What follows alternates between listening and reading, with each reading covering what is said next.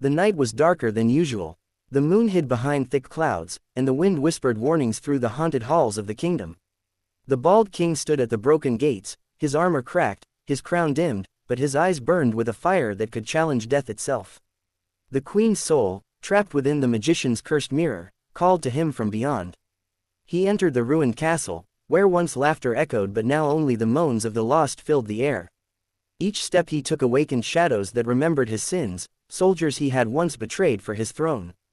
They rose again, not to fight, but to warn him.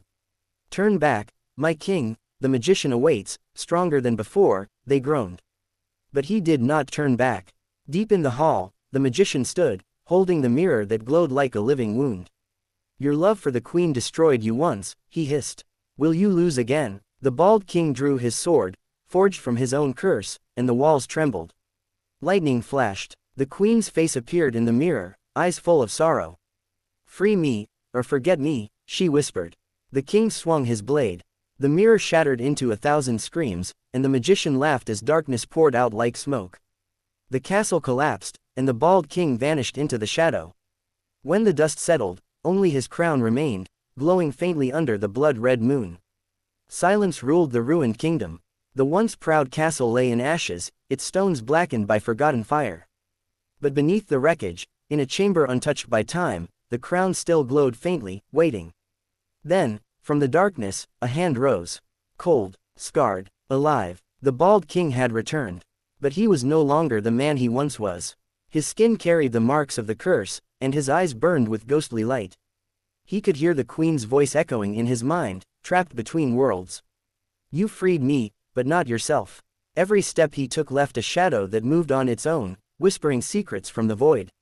As he walked through the haunted ruins, he saw the souls of his old soldiers watching him, not in fear, but in sorrow.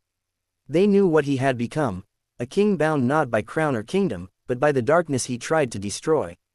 In the distance, the magician's laughter returned, faint but alive. The king realized the truth. When he shattered the mirror, he didn't kill the magician, he released him. The curse had spread into the land, turning forests to ash and rivers to blood. The bald king raised his sword once more, now blackened and humming with the energy of the underworld. He whispered, "If I cannot rule the living, I will command the dead."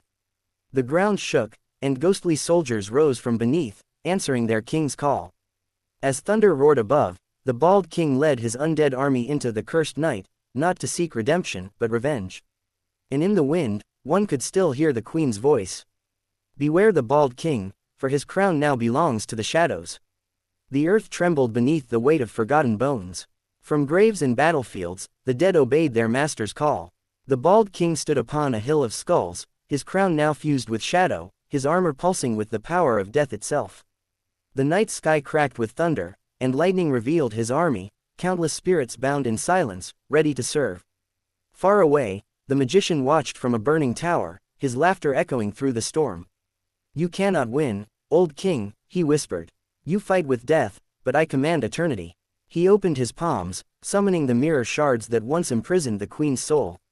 Each shard glowed with a memory, a fragment of power. The magician began to rebuild the mirror, piece by piece, feeding it the screams of the living. The bald king marched forward, his every step shaking the ground. Villages turned to dust, forests withered, and rivers froze black as he passed. Yet, inside him, the queen's faint voice still called out, "My love, stop before you lose yourself completely." But the king could no longer tell if her voice was real, or another illusion crafted by the magician. As his army reached the magician's fortress, the sky split open. A rain of fire fell. The magician emerged, cloaked in flames, his eyes burning like molten gold. "Welcome, my cursed brother," he said. "Shall we end this world together?" The bald king raised his sword, darkness meeting flame, and when their powers clashed, the earth itself screamed. The war between shadow and fire had begun, a battle not for the crown, but for the fate of the living and the dead alike.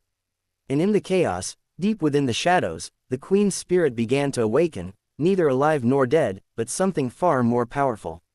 The battlefield was torn between fire and shadow. The magician's flames roared like living beasts, while the bald king's undead army marched through smoke and ash, unyielding.